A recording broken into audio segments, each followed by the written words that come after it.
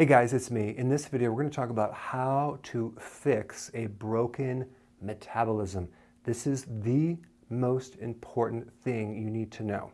So if you're doing anything right now that's distracting you, put it away, get a piece of paper, take notes, okay? The first thing I need to do is give you a little foundation so you understand what I'm going to talk about next, okay? So I'm going to kind of build on this. So as we go, just take notes. Number one, the facts about the metabolism is that when you go on a diet, you will slow your metabolism. So dieting slows your metabolism. If you've dieted for many, many years, then your metabolism is very, very slow. If you've never dieted, then your metabolism is probably a lot faster, okay? So dieting also increases hunger and cravings. If you ever look at the show The Biggest Loser, they always make it look so, like dramatic. Like, how can they lose all that weight? But what happens when these guys start losing, they start slowing down where it's really, really tough until they have to exercise so hard to get off that last bit of weight. It's crazy. And then they don't show, they have to sign a waiver. Many of these people gain the weight right back, okay? And I'll tell you why in a second. So also, age slows your metabolism. Surprise, you're probably already finding it out. So exercise will increase hunger and cravings too with some people, but mainly hunger, because you're burning stuff up, you're going to want more. And the last thing is it's very unnatural to lose weight, very unnatural. Losing weight is anti-survival because fat is a survival mechanism. So when you try to lose it, it goes against the survival. So really, we need to dive in, like the understanding of what that is so we can undo it. But we're talking really about your set point. And the set point is the point at which your body very likes to be weight-wise. It just settles into a certain point. It doesn't like to go below that. It might not even go higher than that, but it likes to settle down at a certain point. So my goal is to help you in this video show you how to lower that set point. So for example, let's say your set point is 182 and you want to get to 142. So we need to drop the set point, and that's really the metabolism point where your body kind of settles into. The body just likes to be the same. It doesn't like to go down too much because that's starvation, right? So what we want to do is give you the next part of this, a foundation of how we're going to fix the set point. But first we have to talk about what destroys the set point beyond just dieting, okay? So let me show you that.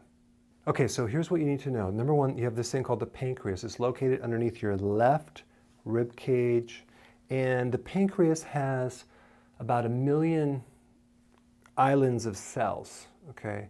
And there's these little tiny, it looks like little islands in a bunch of tissue, and they call it islands of Langerhans after the guy's name who discovered it.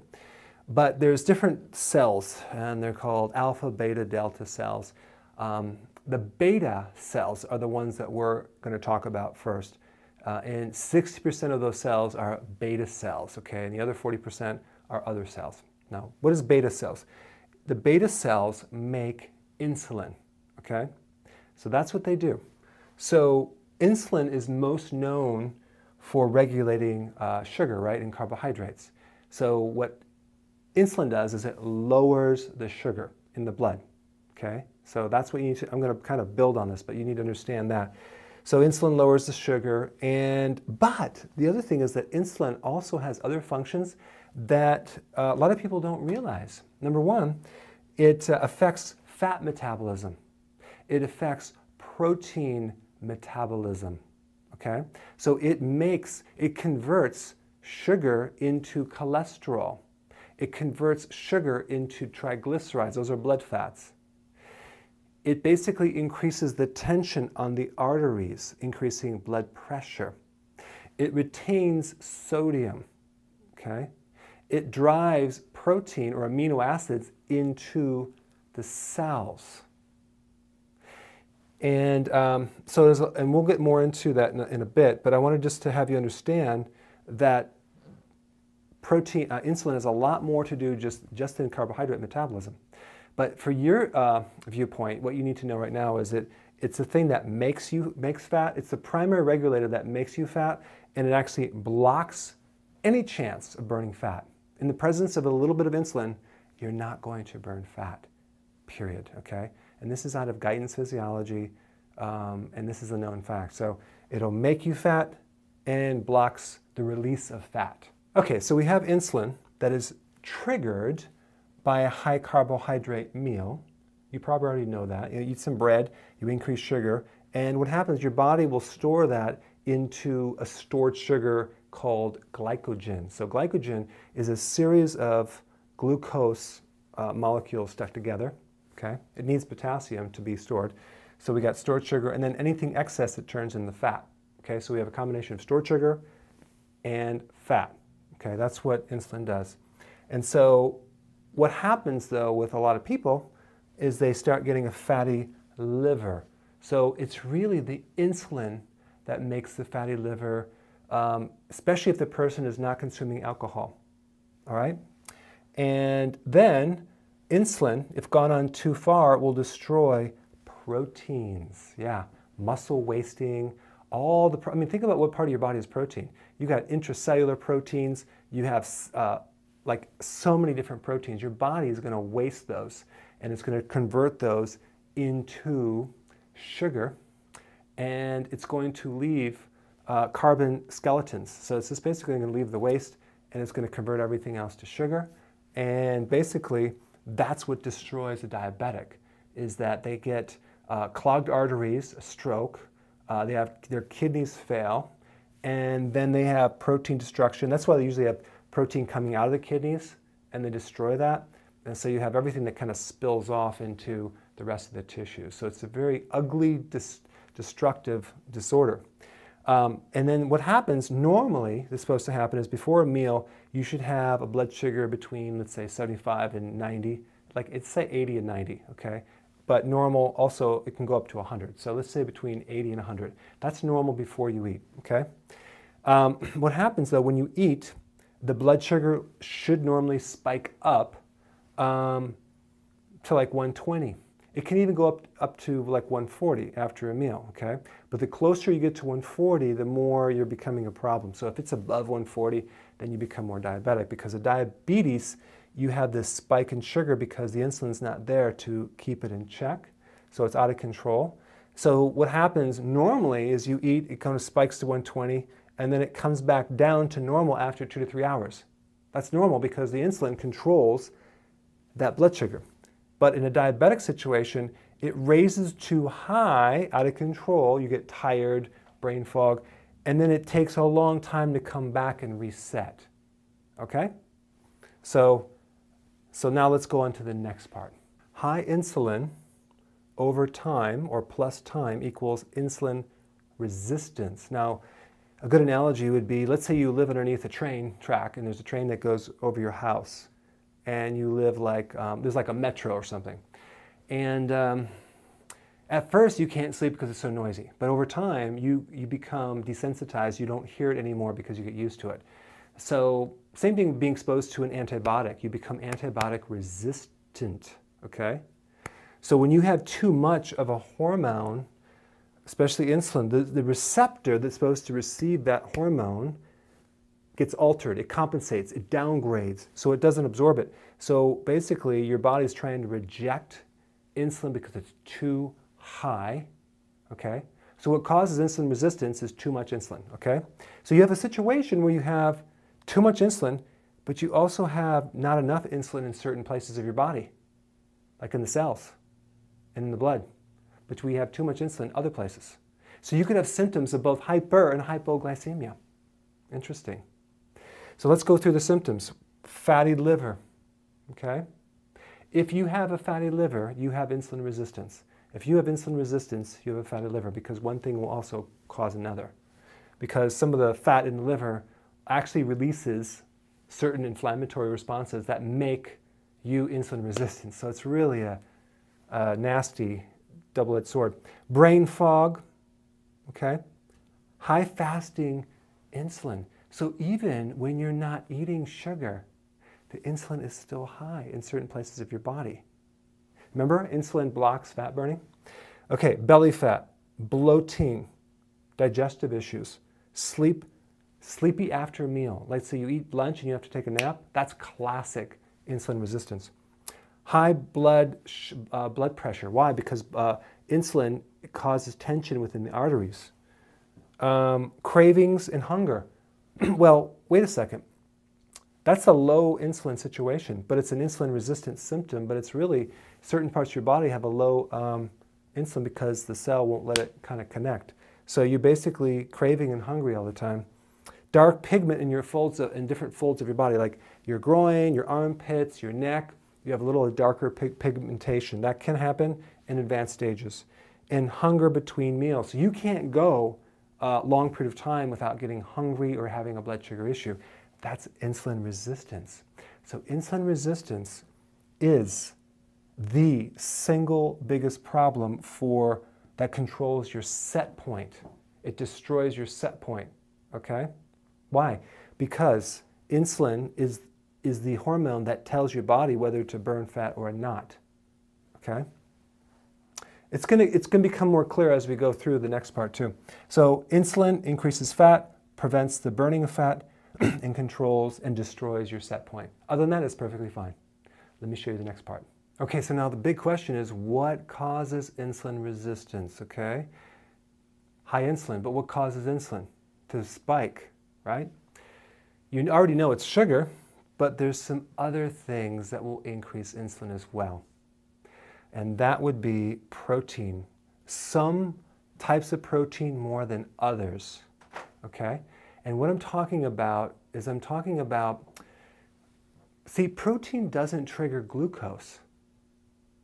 So you probably heard of the glycemic index, right? Well, that's the level of the foods that trigger the sugars. But have you ever heard of the insulin index? Completely different. Okay, I'm going to talk about that in the next section. But the point is there are other factors that will increase insulin that don't increase glucose. This explains why you probably are eating healthy, no sugars, and you're still not losing weight. Now, before you freak out and say, hey, now I have to give up protein, hear me out, okay, because there's some other solutions. But the point is that, especially if you're eating a large amount of proteins, but protein does trigger insulin to some degree. If we look at the different types of proteins, well, let me just say that to the next one. But gastrointestinal hormones, what does that mean? It means that there are hormones in your GI tract that also increase insulin. So really, every time you eat, you increase insulin, okay? So there's a couple of foods that don't increase insulin. I'll get into that in the next section, but the point I'm trying to make is that there's other things that are messing you up other than just the sugar. Estrogen increases insulin as well. Yeah, that explains why women, when they get pregnant, they go through the menstrual cycle, they get fatter, okay? Especially if the estrogen is too high. So, so we're going to talk about the insulin index in the next section. All right, now check this out. This is the insulin index, okay? Very different than the glycemic index for the most part. But look at butter. It's 2%. It's very, very low. It barely triggers insulin at all, just slightly, okay? Olive oil, 3%. Coconut oil, 3%. So really all the fats there's no stimulation. And this is why you can get away with eating the fat more than going low fat, because watch what happens as we go up the scale. We have low-fat yogurt, 76%. So when you go low-fat cheese, we get rid of the buffer for the insulin, and the protein is higher, and you get more insulin. So all these low-fat things at the store are creating insulin problems because they're not using the fat as a buffer for insulin. And that's why even the ice cream recipe that I have is that the heavy cream. Look at heavy cream is 4%, okay? That's low. It doesn't stimulate insulin. So it's not going to destroy the set point. It's not going to create a problem. Now, you can eat too much of it, but the point is that it's not going to be, the importance of getting rid of it is very, very minimal, okay? So it's much more important to avoid the higher insulin things. But check this out. Egg yolk, 15%. That's pretty low. But look at the egg, the whole egg, no, I'm sorry, the egg whites is 55%. How many people do you know that just do egg whites thinking they're doing themselves some good, and they're not doing the egg yolk. The egg yolk is much better for weight loss. If we combine the egg yolk with the egg whites, we get the whole egg. It brings it down to 21%. So by adding fat with a meal, you're actually helping the situation. Now, it is true when you go through ketosis, you could be burning your own your dietary fat and not your own fat, but don't be afraid to consume whole things. Don't go lean at all, okay? Don't be afraid to use some butter. Don't be afraid to use some of these products. So look at this. We got pecans, very, very low. Bacon, 9%. See, in your mind, you're probably like, well, I need some lean bacon. No, you don't. You want the fattier bacon because the leaner the protein, the more it spikes insulin. Peanut butter, 11%. Cheese, 15%. Turkey, 23%. Berries, 47%. Look at beef, 51%. So these people that do the Atkins diet, let's say they do it the first time, it works. The second time, it doesn't really work as well. The third time, it doesn't work at all. Why? Because dieting slows the metabolism, it destroys the set point, and they're actually increasing their insulin. Not as bad as a sugar person, but that's really what happens. Look at apple, 75%, low-fat yogurt, 76%, banana, 84%, whole wheat bread, 96%, baked beans, 100%, potatoes, 121%.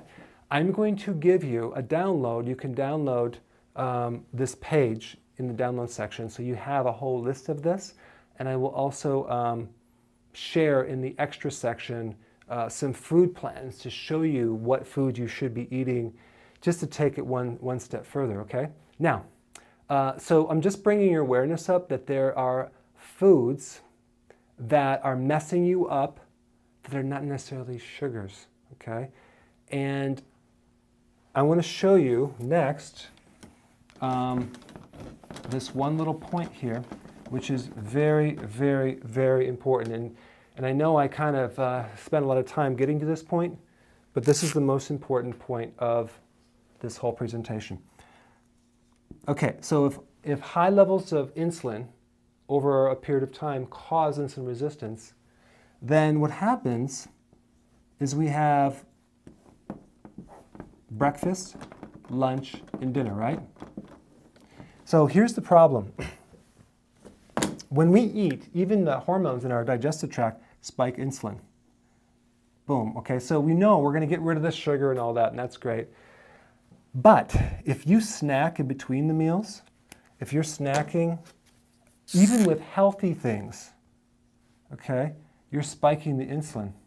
So we never have a chance to correct insulin resistance. So you must shoot for 3 meals a day or 2. Not to lower calories, because we're going to increase some fat,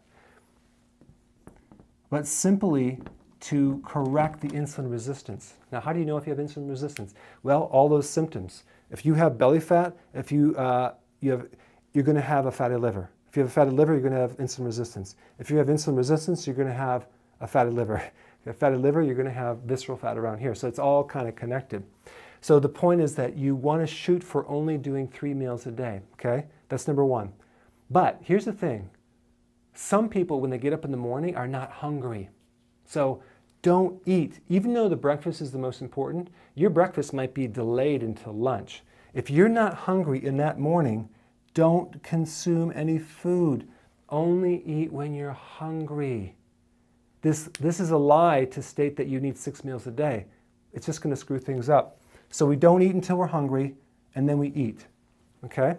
Now, if you want a little snack, let's say sugar-free chocolate or whatever, you can eat that right at the end of the meal, but not in the middle of the meals, not between meals. If you are so hungry and ravenously craving between meals, then we have to increase a little bit more food during the meal itself, specifically fat, low glycemic fat, okay? And what that means is you have insulin resistance. That's why you have almost like a blood sugar issue there. And then the same thing at night. Don't consume past your dinner, okay? Now, some of my clients are doing, they're not hungry in the morning. They eat a big lunch and they eat a dinner and they're done, 2 meals. And that's incredible because you're doing an intermittent fasting for the next period of time. So you're gonna heal the insulin resistance and you're gonna lower your set point.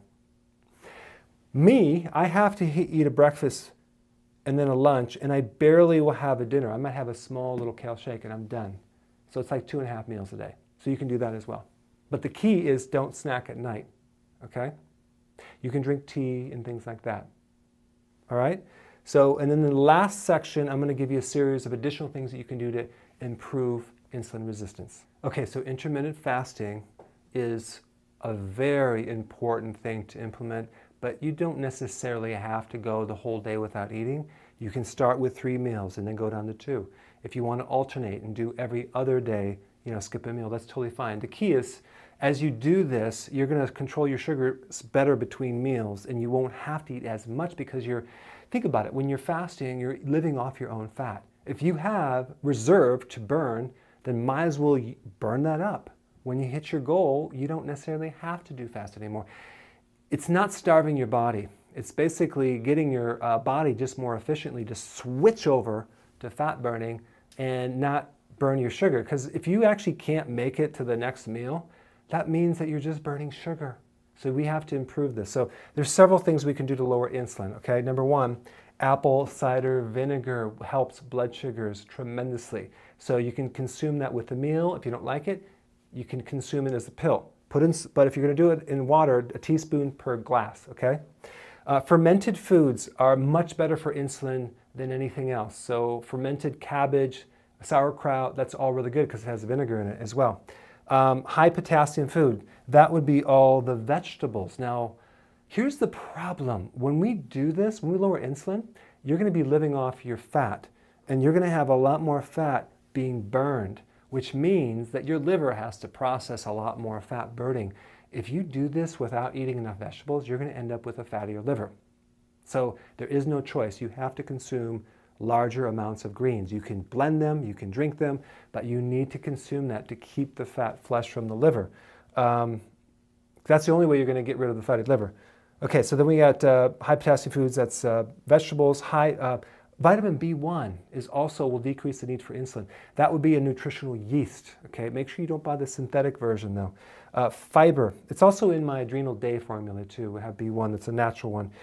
Fiber, like if you're going to do a choice between a kale shake with the fiber, like a blended versus a juice, it's better to do the fiber because the fiber buffers the insulin, okay? So we want fiber-rich foods. Celery is great. Fat, consume more pure fats. Why?